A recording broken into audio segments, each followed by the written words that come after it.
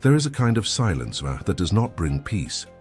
It is the silence that precedes something big, something that many sense, but few can name. Last month, while you were having your morning coffee, heads of state met discreetly in New York for a closed-door session at the UN.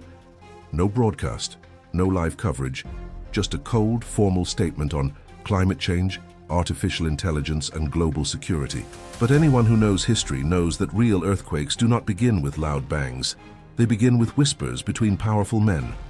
On the same day, in Jerusalem, sirens sounded amid a silent escalation between Israel and Iran, an exchange of accusations, downed drones, and a military movement around the Temple Mount. The same mount that, according to ancient prophets, would once again become the center of the world's attention in the last days. Seemingly disconnected, these events form a kind of prophetic jigsaw puzzle, each piece seemingly being placed in place by unseen hands. In the United States, the country that was once the beacon of the West, subtle signs are beginning to appear like cracks in an ancient wall. Headlines are repeated, internal divisions grow, cultural war intensifies. Elections threatened by civil unrest. These are not just news stories. They are echoes of something larger, as if the foundations of an era are shaking beneath our feet. Recent images show churches burning in Europe, storms of unprecedented intensity hitting the global south, and simultaneous protests breaking out in countries that have never before united for a common cause. It is as if the entire world is breathing faster, without knowing why. Religious leaders speak of a spiritual awakening. Scientists speak of points of no return. But no one seems to be able to explain why it is all happening now. Perhaps the strangest case was reported by a commercial pilot in Colombia who swore he saw a light hovering over the forest during a night flight, minutes before the plane completely lost communication for 7 minutes. When they returned, the clocks in the cockpit showed different times. Coincidence or a sign? And you will hear of wars and rumors of wars, but the end will not yet be, wrote Matthew chapter 24, verse 6. A warning that seems to have crossed centuries, now whispering in headlines, security cameras, and in the eyes of those who still dare to pay attention. The mood is one of expectation, as if we are on the verge of something that no one knows how to name, but everyone can feel. A chill down the spine, a heaviness in the air, a feeling that the world, out of nowhere, has become too quiet, as if the stage were being set, as if the actors were ready, as if the script had already been written long before us. But if this really is the silence before the storm, what exactly is about to break? Or perhaps the more disturbing question is, who is behind the curtain, pulling the strings? Because when the darkness begins to move, it makes no noise. It just appears. And in the wake of that silence, a dark line cuts across the sky, dividing nations, tracing ancient maps with modern signs. And that is why many are looking up, to the sky, to the stars, or to the eclipse. It was more than an eclipse. It was a black line crossing the sky of the greatest power on the planet, as if someone from above had drawn an X over the United States. Not with ink, but with shadow. On April 8, 2024, millions stopped to look up. Special glasses, cameras pointed, smiles in the streets. It looked like any other astronomical spectacle, but the heavens sometimes whisper what the earth has not yet understood. And when the light goes out at high noon, what is it really trying to reveal? The eclipse's path cut across the United States from Texas to Maine. A curious detail. It crossed the same path as the 2017 total solar eclipse, forming a perfect X over the heart of America, right over the New Madrid Fault, one of the most dangerous and least talked about seismic areas in the world. Scientists have been warning for years the Earth there is sleeping, but it will wake up. The question is when. The prophet Amos, centuries before any telescope, wrote, "It shall come to pass in that day, saith the Lord God, that I will make the sun go down at noon, and I will darken the earth in the clear day." Amos 8:9. Was it just ancient poetry, or an echo that is now beginning to materialize in the skies of the 21st century? While newspapers celebrated the event as wonderful, rabbis in Jerusalem saw it as a divine sign. In some Hebrew traditions, solar eclipses are seen as warnings to the nations, and when they occur on specific dates in the Jewish calendar, as they did, they are considered prophetic warnings. Some analysts have noted another disturbing coincidence. At the exact point where the two as the eclipses intersect, Carbondale, Illinois, known as Little Egypt by the locals, is an ancient name with even older roots. In the Exodus, God sent darkness over Egypt before the liberation of Israel. Darkness that could be felt. What if these shadows today are not just an absence of light, but a harbinger of judgment? Political leaders, however, ignored the signs. Biden posted a smiling photo of himself looking up. Trump declared that the eclipse has never been so patriotic, and the people kept celebrating, but not everyone laughed. In Salem, Indiana, the light disappeared for 4 minutes and 28 seconds, the longest darkness in more than a century in the city. It was beautiful but strange. Time stood still, a resident told CNN. Time stood still. How many times have you heard that phrase lately? The eclipse also coincided with quiet global military exercises, including between the US and Israel, and images of overlapping maps began to circulate on Christian prophetic networks, showing that the eclipse's path forms something more than an X. It forms a portal over America, as if something were being activated or sealed. Is the eclipse just an astronomical event, or the signature of something written long ago? Some scholars point to Revelation 6:12. When he had opened the sixth seal, I looked, and behold, there was a great earthquake, and the sun became black as sackcloth of hair. We're not saying this is the seal, but what if it's the rehearsal? Because while everyone was looking to the sky for beauty, few noticed the invisible geometry behind the shadow. Few noticed that the X doesn't just mark a point, it marks a choice. And if the sky is speaking, bias, the question is to whom? And more, who will dare to listen when the temple rises, Jerusalem, a city built on promises and surrounded by omens? There, where three religions fight over every stone as if every square meter holds eternity, something is happening, once again. In the past few months, the Temple Institute, a real organization based in Israel, has quietly stepped up its preparations. Priestly vestments have been made, sacred instruments reconstructed, and a portable altar for sacrifices has been tested outside the ancient walls. They are not just studying, they are waiting for the right time. In 2023, 5 Red Bulls were brought from Texas to Israel. According to the Torah, only a perfect Red Bull can purify the site so that the temple can be rebuilt. And curiously, this condition, extremely rare, seems to be being fulfilled for the first time in 2,000 years. While the world is distracted by wars, elections, and celebrity scandals, some eyes in Jerusalem are fixed on one place, the Temple Mount, where the Al-Aqsa Mosque now stands. Building there would be more than a religious act. It would be a worldwide trigger. He will sit in the temple of God, showing himself to be God. 2 Thessalonians 2:4. This verse, quoted for centuries, has taken on new meanings in prophetic circles. Many believe that the third temple will be the stage where the prophecy of the man of lawlessness will be fulfilled. Benjamin Netanyahu, Prime Minister of Israel, declared in 2023 that Jerusalem is the eternal and indivisible capital of the Jewish people. In meetings with Orthodox religious leaders, it has been mentioned that rebuilding the temple is a generational mission, but there's a problem, or rather, a bomb waiting to go off. The Temple Mount has been under Muslim control since the 7th century. For Jews, climbing up there is in itself a spiritual violation. For the Islamic world, any attempt to rebuild it is a declaration of war, literally. And yet, something is stirring. In 2024, the number of Jews climbing the mount broke a record. Rabbis are encouraging prayers closer to the holy site, and a group of Israeli lawmakers is already quietly discussing the spiritual sovereignty of Jerusalem. And what about the visions? Several Christians have reported similar dreams in recent years, a shining temple rising from the ruins, surrounded by crowds, followed by darkness, and a towering figure entering in false glory. Is this a coincidence, or a symbolic echo of what was prophesied in Daniel 9:27? He will confirm the covenant with many for 1 week, and in the middle of the week, he will put an end to sacrifice and offering. A pact, a deception, a temple. The elements seem to be in place. But why now?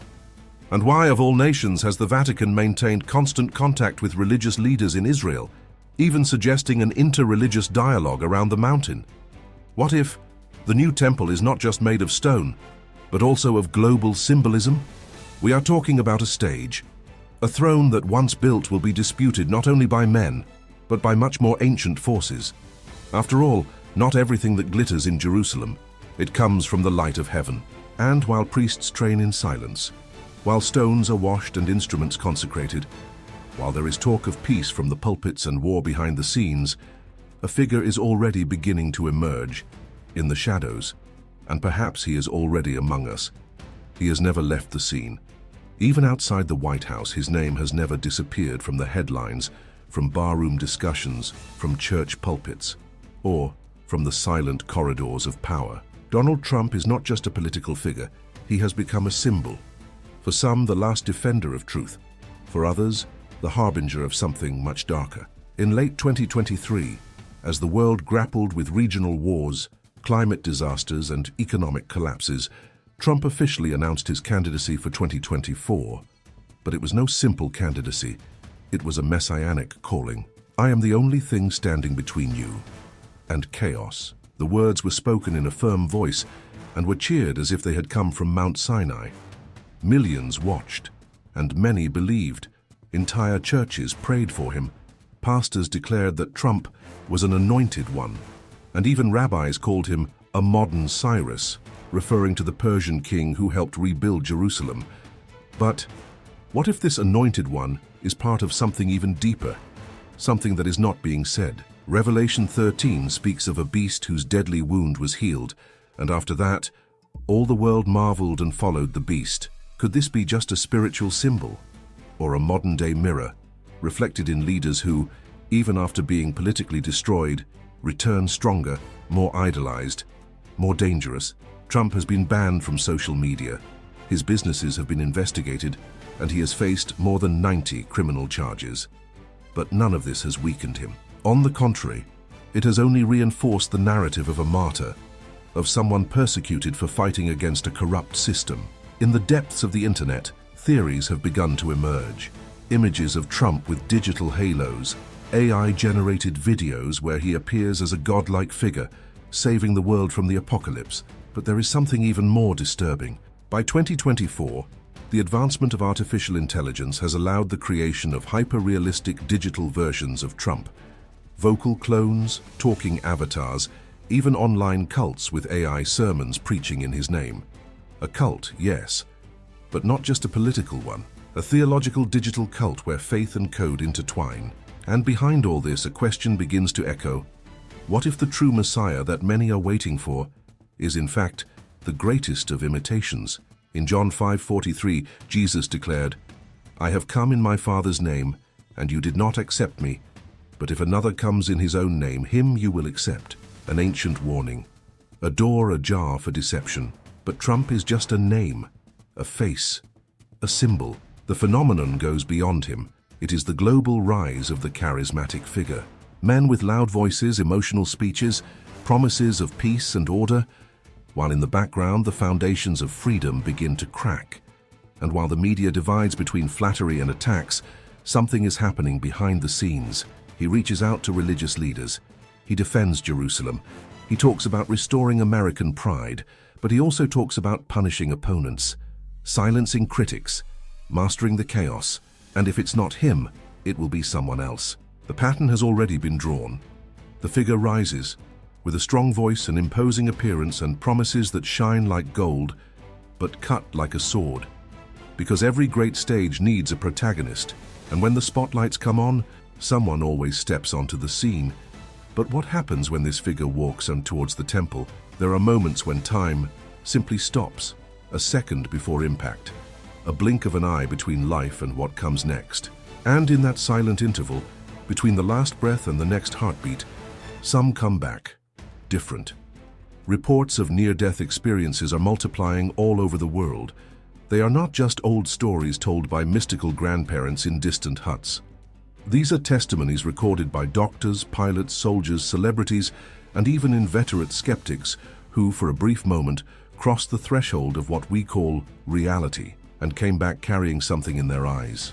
In 2023, American cardiologist Dr. Bruce Grayson, a world reference in NDE's near-death experiences, published a disturbing analysis. More than 10 million North Americans have reported having left their bodies, heard trumpets, passed through tunnels of light, or found themselves before an indescribable presence, often accompanied by an urgent message. Time is running out. And if they were just hallucinations, why do so many stories repeat themselves down to the smallest detail? Why do a child in Indonesia, an atheist in Germany, and a pastor in Brazil describe the same corridor of light, the same silent crowds, the same thrones surrounded by fire and eyes? The Bible seems to know this threshold. In Revelation PSE 4:1, John writes, "After this I looked, and behold a door standing open in heaven. But what is behind that door? And why now do so many claim to be seeing the other side?" A viral video in 2024 showed a 9-year-old boy in Colombia who, after a 7-minute cardiac arrest, drew in detail a golden city floating on crystal waters. When asked, he said, "I saw the place where everything begins and where everything ends." The same week, on another continent, a woman in France reported hearing trumpets playing in sync with the beating of a giant heart in the sky. Coincidence? Or a fragmented message being transmitted, piece by piece? Some scientists try to explain it with biochemistry, others with electrical impulses in the brain. But what about when the dead describe events that occurred in real time, far from their unconscious bodies, like the case documented by Dr. Penny Sartori, of a patient blind since birth who, after an NDE, accurately described the doctor's clothing and surgical instruments used during his resuscitation. How did he see what he had never seen? But there is something even more disturbing. Many report that they did not go to heaven, but to a dark, silent place where crowds walked aimlessly, their eyes blank and their mouths closed. A place where time did not exist, and where, in their words, no one remembered the name of God. Ancient Jews called this place Sheol. Christians recognize it as the abyss or Hades, and for many who have returned, it is real. There is an urgency in their voices, an anguish. They speak not as those who have dreamed, but as those who have been summoned to bear witness, as messengers plucked from the brink of doom, only to say, "Prepare." But prepare for what? Because in some of these experiences, those who return say they saw a figure standing at the door, and that this figure has already started walking, and where it steps, trumpets sound. And when these trumpets echo, the world does not hear with its ears. It hears with its bones, with its blood, with its dreams, and maybe they have already started to play. But amidst the celestial reverberation, someone is marking those who can buy and sell. You wake up, pick up your cell phone, touch the reader, and there you go. Coffee paid for, gym allowed, transportation validated. All with a touch, all with a click, everything under control. It seems convenient, it seems modern, but what if this same ease were slowly leading you to an invisible prison? In 2024, Brazil officially announced Drex, its version of the central bank's digital currency. In the United States, FedNow has begun to function as a framework for the future digital dollar. In China, the digital yuan is already replacing paper money in dozens of cities. And what do all these systems have in common? Every transaction is traceable. Every movement is monitored. Every citizen is registered. In Revelation 13:17, the warning has been echoing for almost 2,000 years, so that no one may buy or sell except he who has the mark, or the name of the beast, or the number of his name. For centuries, this verse seemed distant, symbolic, until now. Imagine a world where money does not physically exist, where every purchase goes through a central system, where the government can freeze your account with a click, not for a crime, but for an opinion. This world is not being designed. It is already in the testing phase. In Canada, during the truck drivers' protests against authoritarian measures, hundreds of bank accounts were frozen by the government, without a court order, as a form of silent punishment. In Nigeria, those who refused to adopt the digital currency had their withdrawals limited and their access to public services restricted. And in the European Union, the idea of a unified digital identity is already openly discussed as the next phase of European security. But security always comes at a cost, and the price now is your freedom. Cards, passwords, and two-factor passwords are being replaced by biometrics, facial scanning, and iris scanning, all this under the guise of preventing fraud. But what happens when the system decides that you are the fraud? Think about it. We already live connected. Your data, your conversations, your routes, your purchase history, your GPS, your sleep. It's all in the cloud. Everything is in the system. There's only one thing missing: unifying everything into a single currency with a single code controlled by a single center. The G20 in 2023 suggested the creation of a global digital passport for vaccines and mobility, linked to banking and social credit systems. The WEF, World Economic Forum, supports digitalization as a tool for planetary governance. What if this global plan is already underway? Because what started as comfort is becoming conditioning, and what seemed like freedom no longer has a way out. If tomorrow your money is just a code and that code is blocked because you say what you think, what happens? At a recent conference, one of the directors of the BIS, Bank for International Settlements, stated in no uncertain terms, "With central bank digital currencies, we will be able to track who spends, when they spend, where they spend, and prevent certain transactions." It's not a conspiracy. It's an official statement. And little by little, a new way of marking men is approaching, not with fire, not with ink, but with data. Invisible lines of code that intertwine with your CPF, your face, and your silence. Because when they can't silence your voice, they will block your card. And when that happens, then will you still be free? Or will you have already been marked? And maybe, the day the system decides who can buy or sell, nations will have already fallen. They call it restructuring. But for those who observe with attentive eyes, it looks more like a choreographed collapse. Over the past 2 years, the planet has been experiencing a series of social and political upheavals that defy any coincidence. In France, crowds have taken to the streets for weeks, not for food, not for war, but against a simple change in the retirement age. In Argentina, inflation reached 300% in 2024, plunging the population into despair. In the United States, the climate of silent civil war grows with each new Trump trial. And in Israel, the people are divided between war and messianism, while religious leaders declare, "We are approaching the end times." But perhaps what is most striking is not the chaos itself, but what emerges from it. Like a chess master sacrificing pieces to reveal checkmate, a new narrative is emerging from the rubble of the old order. Unity, inclusion, stability, peace, but at a price. And that price is control.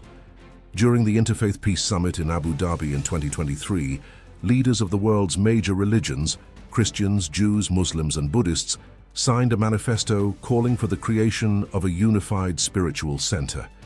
In the audience, sitting discreetly, was Pope Francis, one of the project's greatest enthusiasts. He declared, "We must make room for a global religion of fraternity and overcome what divides us." But what exactly will be sacrificed to achieve this fraternity? In parallel, the G7 countries are discussing a new global architecture to control pandemics, digital currencies, disinformation, and armed conflicts. The term New World Order has quietly returned to official documents, now with a different guise: global governance, systemic security, multilateral alignment. But the question that refuses to be silenced is, who will command this new order? And with what authority? Daniel 7, written thousands of years ago, describes a beast with 10 horns, and among them a small horn emerges, with the eyes of a man and an arrogant mouth. This horn, according to many interpreters, represents a power that emerges after the fall of others, not in the midst of chaos, but from it. Would it be a coincidence, then, that the UN suggested, in a 2024 document, the creation of a planetary emergency council with powers to make decisions above national sovereignty in the event of a systemic collapse? The word emergency has been the password. With it, governments close cities. With it, they block accounts. With it, they rewrite constitutions. And meanwhile, crowds protest in the streets, unaware that they are dancing to the rhythm of a much older symphony. An invisible orchestration. A tower being built not with bricks but with invisible agreements, algorithms, and alliances. It's Babel, version 5.0. What if all this isn't just politics? What if there's a spirit behind this global meltdown? Revelation 17 tells of a woman riding a beast, dressed in purple and scarlet, drunk with the blood of the saints, sitting on many waters, the nations, tongues, and peoples of the earth. She doesn't rule with swords. She rules with seduction, with promises of peace, with speeches of inclusion, with the illusion that everyone can be one as long as they bow down. And when the nations finally fall, someone will have to rebuild. Someone is already waiting, but the rebuilding won't come with relief. It will come with a brand, with a name, with false glory. And when everyone thinks peace has come, the trumpet will sound. But this, no one will see where it comes from. It wasn't heard on the news. It wasn't headlined in the newspapers. It didn't appear on Twitter or in the world's trending topics, but someone heard it. In various parts of the planet, Canada, Ukraine, Indonesia, Brazil, unexplained sounds cut through the sky like metallic trumpets, low and drawn out. They weren't airplanes, they weren't buildings, they were like ancient calls resounding from the sky like an echo of the apocalypse. They were recorded on video, confirmed by audio experts, analyzed by scientists. The explanation? Movements of tectonic plates, atmospheric resonance, amplified urban noises. But no theory explains why all this. They all sound exactly the same in such distant parts of the planet. In Zechariah 9:14 it is written, "The Lord God will blow the trumpet and will march with the whirlwinds of the south." And in Joel 2:1 the order is clear, "Blow the trumpet in Zion and sound an alarm on my holy mountain." But what if this trumpet has already begun to sound? What if it is not just a sound, but a signal? Meanwhile, the world sleeps. The sky changes color. Time seems to run faster. Days pass as if they were hours. And yet, no one stops to ask, why does everything seem out of place? In Jerusalem, rabbis are teaching about the return of the Messiah, but not the Jesus of the Gospels. They are expecting another, one who will come to reign, to build, to judge. In the United States, pastors claim that the church's hour is running out. And in the Vatican, Pope Francis suggests that God may be rewriting humanity's understanding of universal faith. On earth, the trumpets echo in the ears of those who still hear with their spirit. But in the sky, the movement is different. Satellite images reveal strange patterns in the clouds, luminous spirals in polar regions, columns of light emerging from the ground. What is being activated? What is being warned, and who will listen? Because at the end of time, the sound of the trumpet is not just an announcement, it is a divider. For some, it is the call to rise. For others, it is the final bell of the sentence. And perhaps the most terrifying thing is not the sound, but the fact that many can no longer hear it. The Bible says that the final days will be like the days of Noah. They eat, they drink, they marry, they are given in marriage until the flood comes. Today they eat algorithms, they drink distraction, they marry ideologies, and when the trumpet sounds, they laugh. Or simply, they don't listen anymore. But what if the sky is screaming and you are silent? What if time is closing in and you are still distracted by the noise of the world? Those who have returned from near-death experiences have spoken of doors closing, of lights going out, of a voice that said, "Come back and warn." That's why you are listening to this now. This is not a video, it is not a theory, it is not a story. It is a call, not to fear, but to awaken, because what is coming has already begun. And the first ones to feel it are not the great. They are not the powerful. They are the sensitive. Those who can still perceive the invisible. When the system crashes, when the coin drops, when the altars are raised and the figure enters the temple, it will be too late to hear the sound. But now, while there is still time, a trumpet sounds softly, not from the sky, but from the depths of your consciousness, and the question that echoes in the air is simple. Did you hear it? If this message spoke to you, share it. Because maybe someone needs to hear the trumpet before it falls silent.